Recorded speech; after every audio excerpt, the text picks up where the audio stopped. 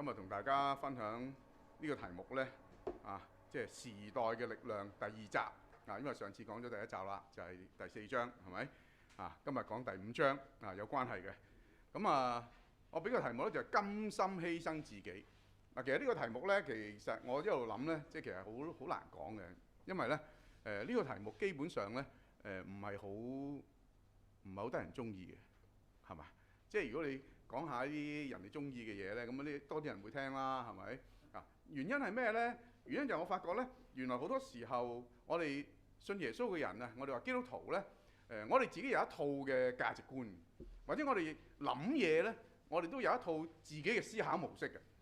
咁但係呢，好多時候我哋呢一種嘅諗嘢方法或者思考模式，我哋呢種嘅價值觀呢，好多時候同呢個世界好唔同。所以好多時候我哋基督徒話呢，為咗生活活喺地上邊呢，我哋會有好多掙扎。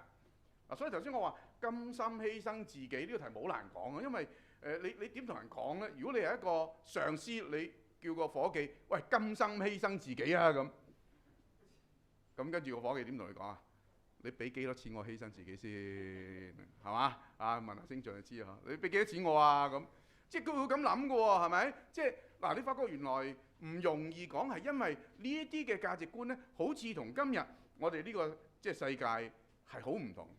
但係你知道世界價值觀呢，其實不斷改變嘅。其實我哋而家講緊嘅，我哋嘅基督徒嘅價值觀，其實都係源於聖經噶嘛，係咪？我哋話聖經嘅價值觀、聖經嘅道理呢係唔變噶嘛。但係呢個世界係變緊嘅。我舉一個好簡單嘅例，其實我哋中國人呢，你知道呢，幾千年嘅文化啦嘛，係咪？成日講幾千年文化，其實都變咗好多啦，啱唔啱啊？甘心犧牲自己嗱，其實我哋中國人有嘅喎，唔知大家有冇聽過孟子曾經講過一句説話叫捨生取義，有冇聽過啊？你睇嗰啲武俠片啦就有啦，係咪？哇，關雲長嗰啲呢，係咪？即係就有啦，係咪？其實呢個係以前啊，即係讀嗰啲四書五經嘅時候呢，呢啲人讀過考狀元、考官啊，即係要考嘅試嚟嘅喎，係咪？咁我就睇捨生取義。咁孟子曾經咁講啦，即係拋下書包啦，即係其實網上都有啊。佢話：魚我所欲也，熊掌亦我所欲也，二者不能得兼。咁啊點啊？捨魚而取熊掌者也，係咪？即係咩意思啊？即係魚同埋熊掌咁兩樣嘢我都想啊，咁啱唔啱啊？即係哇兩樣嘢我都想食嘅喎，咁即係好似問你，喂，你想食咩菜啊？咁我係想日式嘅嘢，又想食韓式，西式都好喎，咁就三者不能得兼，咁點啊？你想食咩咧？咁佢就話捨魚而取熊掌者也，咁係咪？即係咩意思啊？咁梗係魚同熊掌。如果你問我熊掌好似未食過喎，咁魚成日都食㗎啦，咁你想食咩啊？咁食啲未食過㗎啦，係嘛？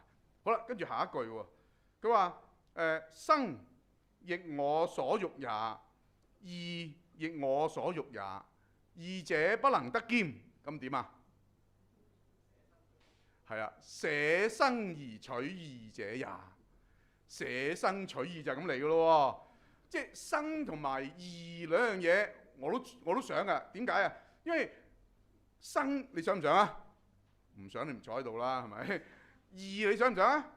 義係咩意思啊？即係我希望可以做得好，我希望可以做啱，即係簡單啲講係咁啦。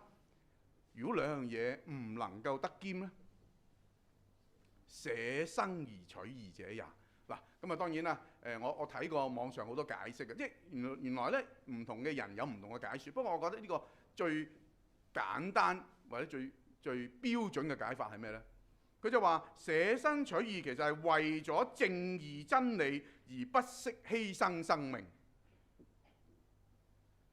今日嘅價值觀係咪咁咧？你估？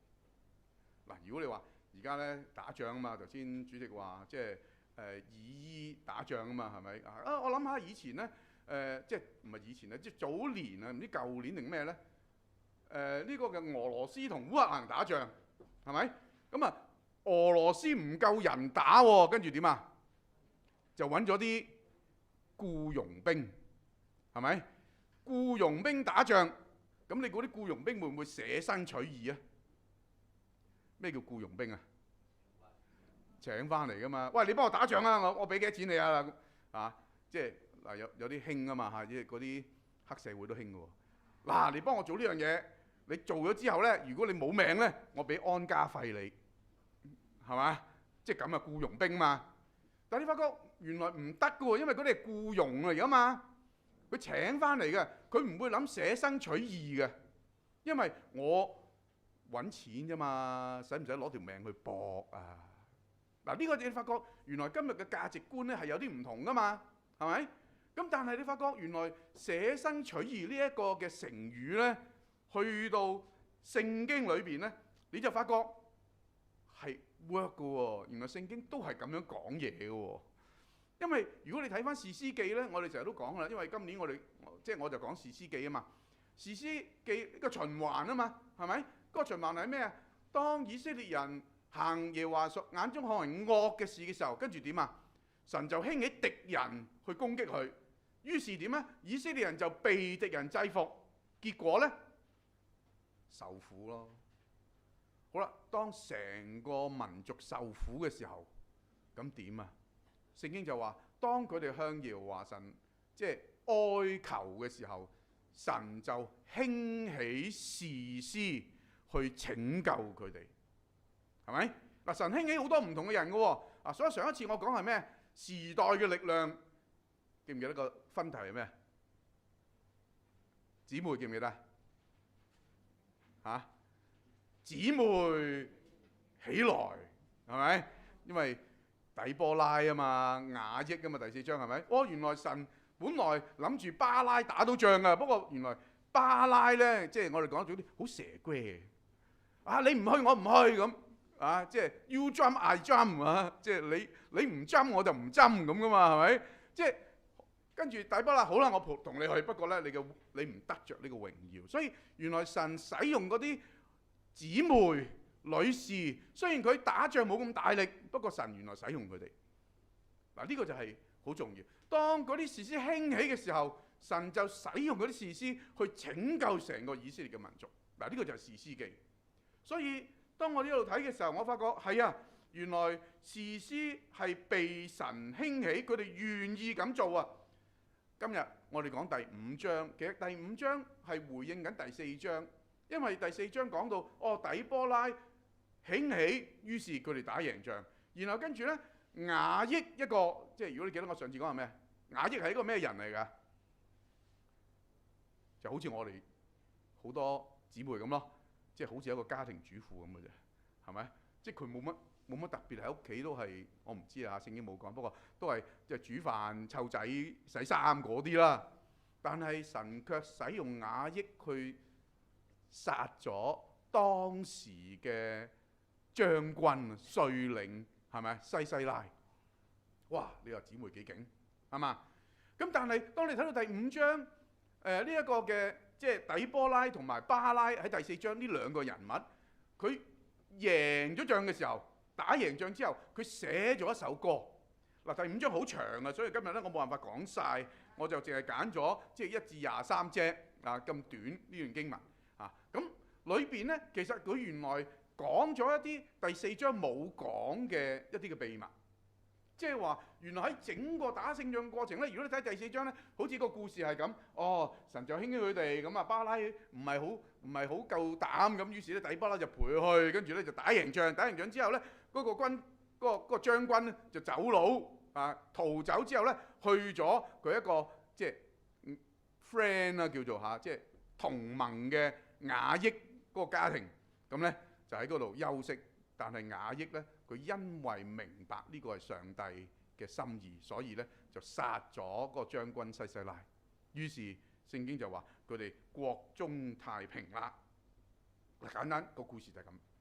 不過原來成個故事過程裏邊咧，嗰個心路歷程、嗰個經歷係點咧？嗱，喺第5章個詩歌咧，佢就寫咗出嚟。如果你留意我今日講嘅題目咧，就係甘心犧牲自己。因為你發覺原來第4章冇講，第5章佢講出嚟嘅時候係咩呢？原來呢個嘅底波拉同埋巴拉佢就話：哇，其實關鍵點好重要一樣嘢係咩？如果我睇第2節嗱，經文咧喺程序表裏邊嘅內頁有，如果你有興趣你可以睇。第5章第2節佢點講呢？佢話因為以色列中有軍長率領啊，百姓也甘心犧牲自己，百姓也甘心犧牲自己。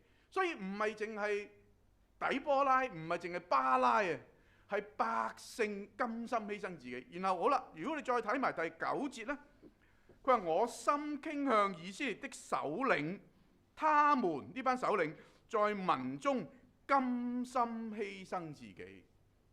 兩次出現，無論係嗰啲百姓或者嗰啲嘅領袖，聖經話佢哋係甘心犧牲自己，甘心犧牲自己啊！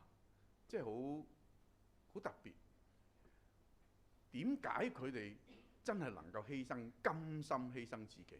喺整個過程裏邊，當佢哋願意咁做嘅時候，其實係反映咗啲乜嘢呢？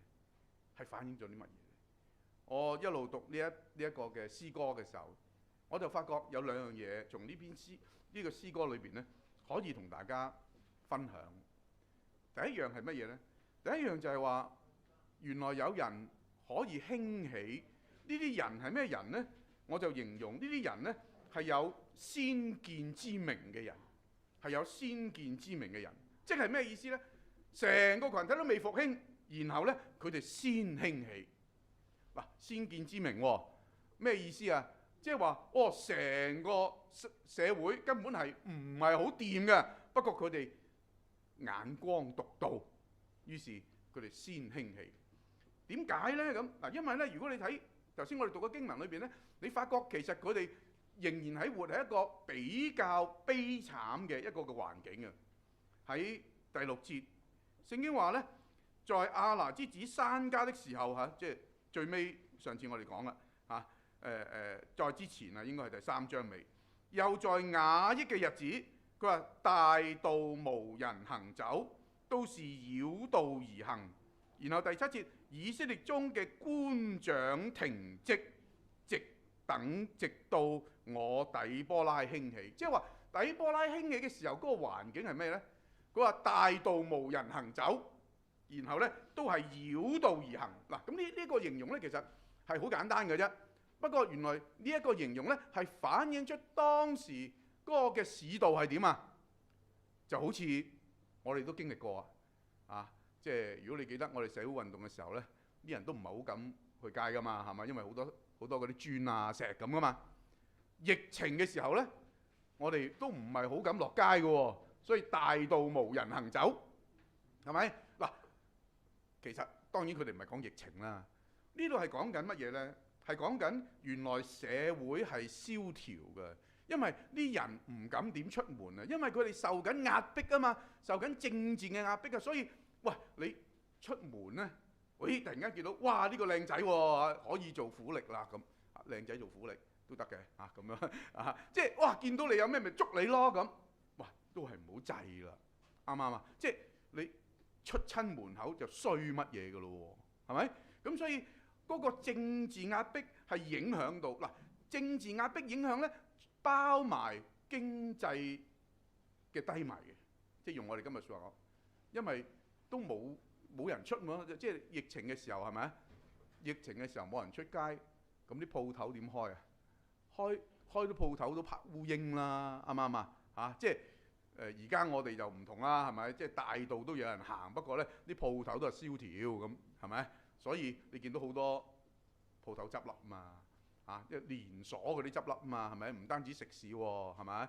啊，甚至係你俾咗錢買嘢嗰啲都執埋喎，咁哇！你話結婚好開心喎，啊揾啲公司幫你結婚，公司都執笠喎，咁你點搞啊？咁即係你發覺原來嗰個社會係蕭條嘅，喺咁嘅環境裏邊，你敢唔敢興起呢？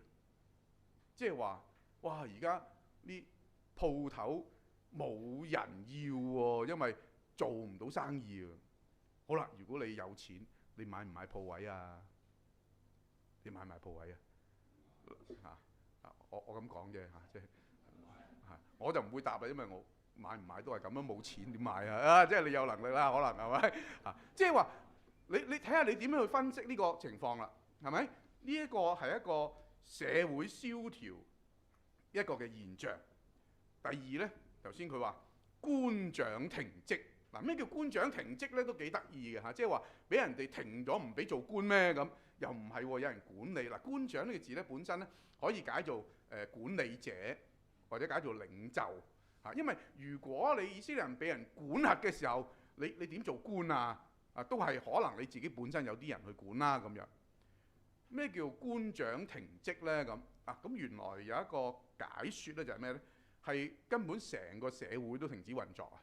即係嗰啲做官、嗰啲管理嘅人呢，佢都唔能夠做到佢要做嘅嘢。即係如果我用我哋今日説話講係咩呢？即係呢講呢句説話可能俾人抄牌嘅話，即係政府管理不佳啊！即係呢個管理唔到啊，所以整個社會蕭條啊，整個社會蕭條啊！所以喺咁嘅環境裏邊呢，百姓點樣過日子呢？咁仲有一樣喎。如果你讀埋落去第8節呢，佢話以色列人選擇新神啊，所以爭戰嘅時咧就臨到城門啦。那時以色列4萬人中，豈能見藤牌槍矛呢？我就形容呢一節經文，佢描述係咩？係人心不穩啊！本來以色列人應該係侍奉耶和華神，應該敬拜耶和華神噶嘛，但係佢哋敬拜別神喎，新神喎。嗱，點解敬拜新神呢？我嘅理解咧，係因為佢受住政治壓迫，所以被逼地要去敬拜新神咯。就似咩呢？似地但以理書。如果你記得但以理書呢，就係當以色列人去受緊尼布甲尼撒王或者叫做即係巴比倫王去管治嘅時候呢，佢就要求你一定要拜我個神，如果唔係點啊？殺無赦。斬嗱，咁所以為咗保條命仔啊，點去捨身取義啊？係咪命仔緊要嘛？咁點啊？咪拜咯嗱！我估佢呢度講緊以色列選擇新神係因為政治壓迫嘅緣故，佢冇辦法唔向政治低頭，佢冇辦法唔向嗰啲壓迫緊佢哋嘅外邦人低頭，以致佢哋都要敬拜。哇！好悲哀啊！去到咁嘅光景，係咪？同時間呢，佢話那時以色列4萬人中，豈能見藤牌槍矛呢？4萬人，我估係講緊軍隊，因為佢哋唔止啊。喺軍隊裏邊，槍矛藤牌都冇，咁即係點啊？即係點啊？即係而家烏克蘭打仗咯，哎呀唔夠炮彈喎，咁點啊？咁咪又唔人打你咯，係咪？你都唔夠炮彈咁即係話你即使有人啊，你都唔能夠去打仗，幾悲哀！喺咁嘅環境裏邊，聖經話直到我底波拉興起，直到底波拉第4章講佢興起嘅時候，就成為咗成個轉捩點。原來咁得意嘅喎，我諗大家都聽過。佢話呢個世界上邊咧有3種人，聽過啦係咪？第一種人係咩呢？就係唔知道事情發生。咩叫唔知道事情發生？係咩？有咩咁？頭先清俊講，喂，你最近有咩預言？咩預言啊？咁日本地震係咩？日本地震喎咁，即你明唔明啊？即唔知道事情發生。咁有啲人形容呢啲人係咩？呢啲人呢，其實係一啲冷漠嘅人。咩叫冷漠啊？咩都唔理咯，總之顧掂我自己咪得咯。有咩我有飯食咪得咯。我自己總之搞掂我自己，其他嗰啲嘢唔關我事，唔理。呢啲就冷漠者。咩事情發生佢唔知。第二種人呢，就係睇住事情發生，係咪？咁呢，有啲人解説呢，就係話呢啲人係咩？係旁觀者。咩叫旁觀啊？哇！嗱，你唔好行得咁埋啊，因為而家辣埋你㗎咁。真係咁喎，咁係咪？呢啲旁觀者，我就形容呢啲旁觀者呢，失去咗機會。本來你有份嘅，但係因為你旁觀啊，你睇住事情發生，你冇咯，冇你份咯。即係明明叫你買嗰隻股票好啊，哎呀唔知啦咁。哇賺咗啦！哎呀你又唔叫埋我，喂我叫咗你咯，你唔買喎咁。嗱當然我唔係宣傳股票，你唔好搞錯，因為我唔識㗎啊。咁但係呢啲旁觀者咧，佢得唔到佢本來可以得嘅嘢，係因為佢哋只係旁觀，佢冇參與。第三種大家知啦，係咩？係使到事情發生嘅人，使到事情發生咁勁咩？係啊，有啲人可以令到事情發生，係咪？即係時勢造英雄，跟住調翻轉咧有一句喎，就英雄都可以做時勢嘅喎。呢啲人係點啊？有啲人描述呢啲人係咩咧？係參與者。我有份嘅，所以當佢參與嘅時候，當機會一嚟咧，佢就可以捉緊到，佢就可以得。嗱，所以佢係令到事情發生。所以聖經話咧，嗰個社會咁差，佢話直到底波拉興起。嗱，即係講得俗啲，喂，一個女人仔啊，點樣影響成個以色列民啊？你諗下。嗱，雖然第4章話底波拉都好勁噶，佢係好叻噶，即係當時係判斷事係法官嚟嘅，係咪？啲人都聽佢嘅。但係打仗喎，你夠唔夠力攞住支槍？夠唔夠力去同人打啊？同男人喎，同啲大隻佬喎咁。但係聖經話唔使驚，底波拉興起，咁就好唔同。嗱，所以如果使到事情發生咧，就好明顯地，佢能夠做得到。嗱，當然，即係我哋唔係空口講白話啦，係咪？嗱，點解有啲人係旁觀去睇住事情發生咧？係因為我描述呢嗰啲人咧，係即係好怕付代價嘅人嚟嘅，係咪？即係舉一個好簡單嘅例啊！喂，我要身體健康咁點啊？都識答啦。做運動咁點啊？好辛苦嘅喎。好花時間嘅喎，係咪？好嘥精力嘅喎，咁係咁易啦，係咪？咁你唔做運動，你又要健康，得唔得？嚇？我唔知啊，你可以試下唔做運動，你要健康睇下得唔得啦，即係其實即係呢啲説話咧，其實好多時候啲人同我講嘅，沈牧師你做下運動啦，咁即咁啊嚇！如果唔係你點減你個肚腩啊？點咩啊咁？我知，不過好忙啊嘛，咁係咪？哇，做運動，去游下水啦，哇，好遠喎，個泳池咁咁你會發覺，原來你發覺原來你唔去真係去參與嘅時候，你只係旁觀㗎嘛。所以你一睇到個弟兄，哇，你瘦得咁緊要嘅，咁 fit 嘅咁，梗係啦，佢又戒咩，跟住你每日又做唔知幾多運動，又做 gym 又跑步咁咁結果咧？咁咪減到咯，係咪？即係你發覺原來係嘅喎，即係可能喺個過程，當你參與嘅時候，你會真係要付出，你會辛苦，你會有辛苦，但係唔係痛苦啊嘛，係咪？原因係當你真係去做嘅時候，你就可以得。嗱，你話，咦？咁我興起係咪可以真係改變好多嘢咧？其實你要知道啦，人嘅能力好有限，所以聖經呢度話咧，冇錯，人嘅興起係好重要嘅。不過，當你興起，你行到第一步嘅時候咧，你就可以經歷神嘅作為。神喺呢一度佢就出現。所以如果你睇翻聖經咧，喺第2節至第5節咧，即係當願意咁做嘅時候咧，佢話以色列有軍長率領，跟住百姓又甘心犧牲自己。然後咧第3節。佢話君王啊要聽，王子啊側耳聽，我要向耶和華歌唱。然後第4節，佢話耶和華你從西珥出來，由以東地行走，那時地震天漏，雲也落雨，山見耶和華嘅面就震動。西乃山見耶和華以色列神嘅面也是如此。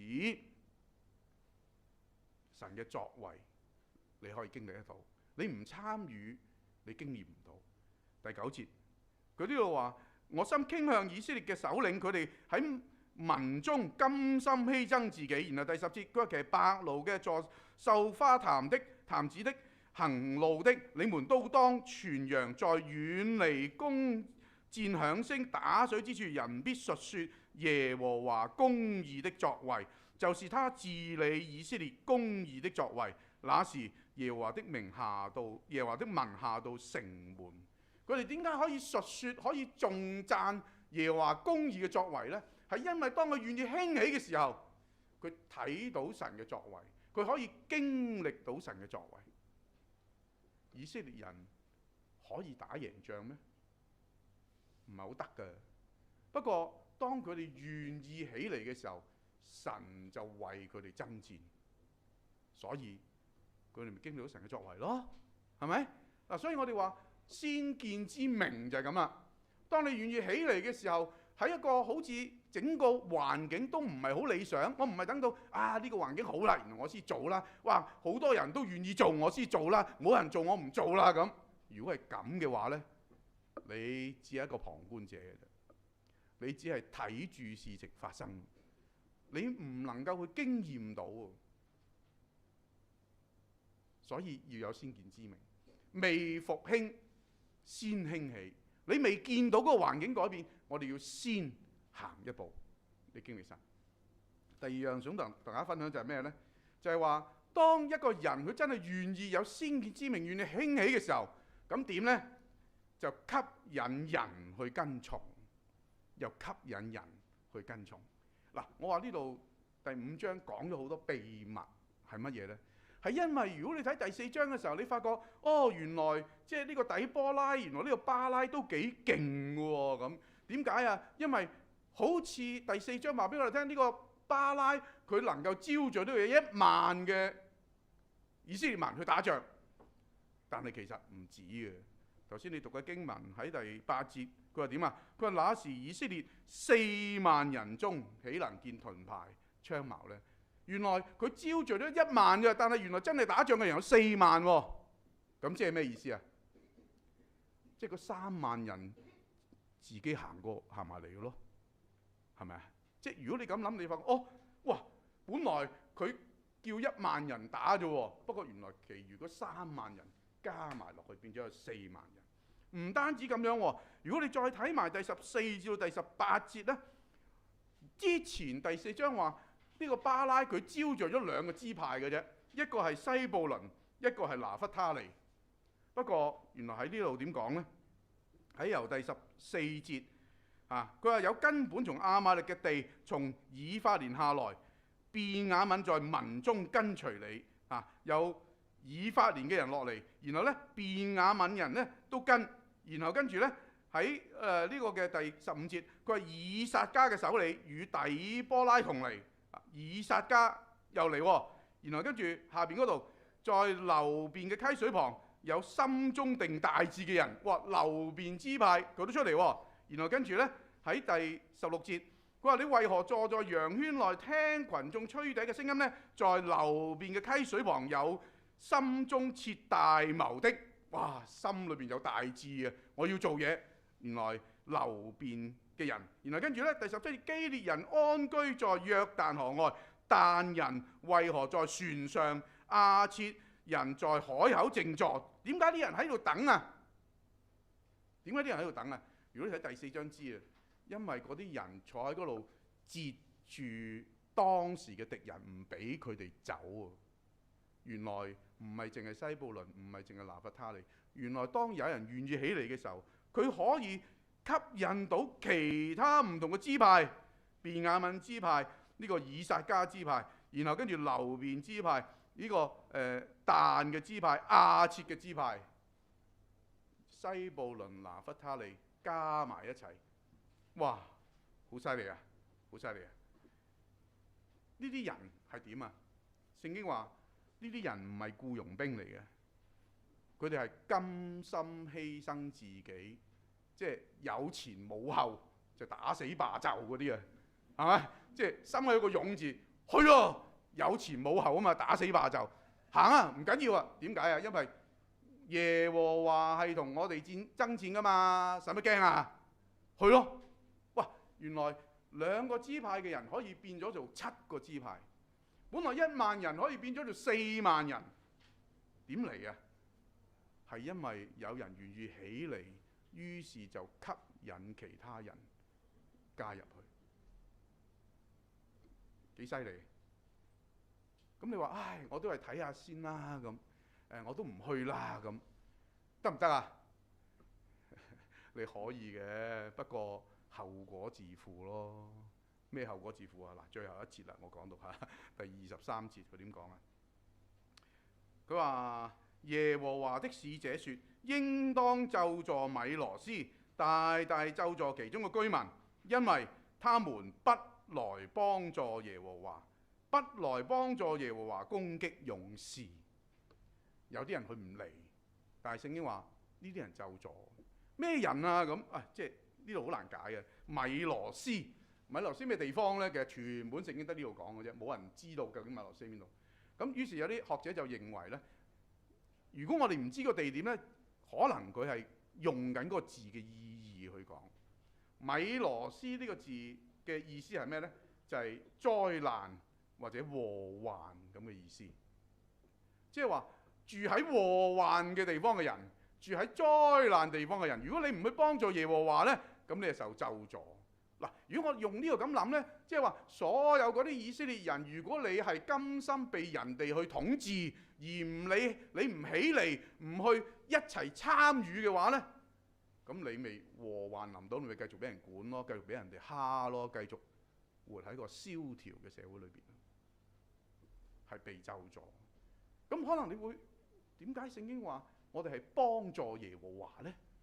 唔係耶和華好勁嘅咩？使乜我哋幫啊？係咪？即係我哋會咁諗嘅喎。嗱，但係呢個係翻譯嘅問題啫。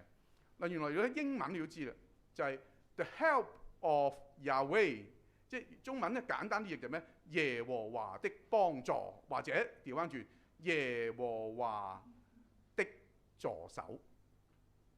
即係佢係幫助耶和華嘅人，咁佢係成為一個助手。嗱，咁呢個就好容易明啊。點解呢？其實好多時候，如果我喺講道提過，聖經呢好常話俾我哋聽，神要做工呢，好多時候佢係唔好利用，係透過人去做工，係透過人去做工。你估神唔可以做咩？神可以啊，點石成金都得啊，係咪啊？即係撒旦試探耶穌嘅咩？如果你係神嘅兒子，你可以將石頭點啊變成食物，你試下得唔得？即係石頭變成食物喎！哇，原來上帝可以咁做嘅喎，啱唔啱啊？5餅2魚都可以餵飽5000人以上喎。不過好多時候神唔用呢個方法㗎，神用嘅方法係咩？係透過人同佢一齊去做。所以耶和華幫助耶和華就係咁嘅意思啊！即係話原來當你願意起嚟嘅時候，你可以成為耶和華嘅助手，一齊去經歷，一齊去經歷神嘅作為。當我諗到呢度時候，我發覺原來人要去經驗神嘅作為呢，其實好簡單嘅啫。你肯參與、肯做就得啦。你唔使評估，喂，究竟我得唔得啊？我做唔做得到啊？唔使評估呢啲嘅喎，因為唔係在於你。你記得我再之前講過一個士師叫以北，係嘛？記唔記得？以北佢嘅特性係咩？大家都唔記得咗啦，已經。左手便利啊嘛，係咪？咩叫左手便利啊？記唔記得？即係左腰就唔係咯，即係你唔記得啦。左手便利即係咩意思啊？係右手唔得嘅，係右手被綁住嘅，即係呢個係傷殘人士嚟嘅。一個傷殘人士居然可以領導以色列人打贏仗喎！哇！你諗都諗唔到啦，係咪啊？嗱，所以唔係靠我有咩能力去做，而係話當你願意興起，好似聖經話，直到底波拉興起，然後成個環境改變，係因為當佢願意使到事情發生，佢唔係旁觀者，佢唔係睇住事情發生，佢係一個參與者嘅時候，即使當時嘅環境係好困難，大到冇人行，個個都兜路走，好慘啊！但係佢有先見之明，佢願意投入參與，結果呢，神就使用佢哋。打贏仗。所以如果你睇翻即係經文呢，你就發覺係啊，佢打贏仗。所以去到第5章最後即係我冇讀㗎。第5章最後呢，佢總結翻底波拉、巴拉呢個經驗呢，佢就話咩呢？我讀俾大家聽。第5章嘅31節，佢話耶和華願你嘅仇敵都這樣滅亡，願愛你嘅人如日頭出現。唔知清象係咪睇到呢一節經文去揀嗰首從太陽出來之地如日頭出現，光輝烈烈，這樣國中太平40年。願意興起，願意成為一個參與者，願意甘心犧牲自己，結果呢，睇到開花結果，結果呢，睇到神興起成個民族，結果呢，佢睇到能夠令到國中太平40年，唔再俾人蝦。原因係無論百姓或者嗰啲領袖都甘心犧牲自己。我再講今日呢個世代甘心犧牲自己、捨身取義，其實唔容易嘅，因為身邊嘅人佢覺得你好傻，身邊嘅人佢覺得你唔值得，身邊嘅人佢會有好多唔同嘅諗法。但係原來聖經嘅原則就係咁啊！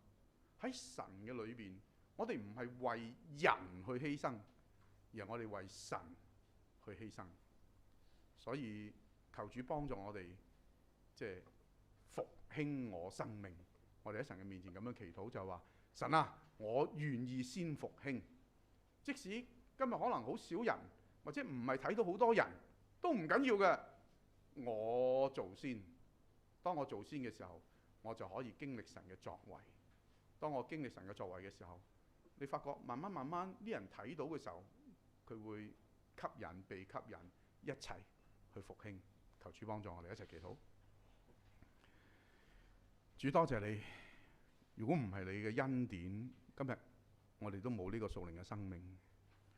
如果唔係你愛我哋，你甘心犧牲自己，主今日我哋都唔能夠得着一個永遠嘅生命。聖經話我們愛，因為神先愛我哋。多謝你，主啊！我哋睇到原來今日我哋能夠得着呢一切嘅恩惠，都係從你而嚟。主，今日我哋睇到喺我哋生活嘅社會，喺我哋生活呢個世界嘅當中，可能基督徒開始越嚟越變成少數嘅人，或者好多人會批評我哋，話今日我哋已經不合潮流，我哋嘅價值觀、我哋嘅道德觀、我哋有嘅真理嘅觀念，好似今日嘅人都唔係好認同，甚至佢哋會覺得好似我哋係古時嘅人一樣。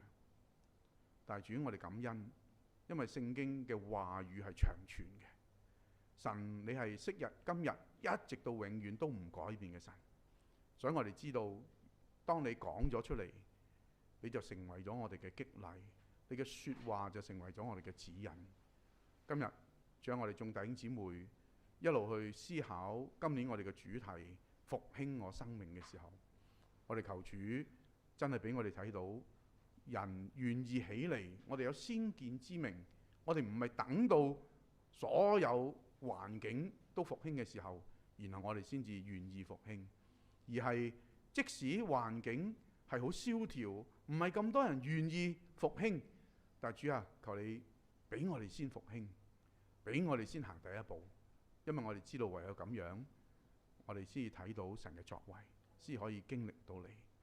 願你嘅話藏喺我哋心裏邊，祈禱奉耶穌基督聖名。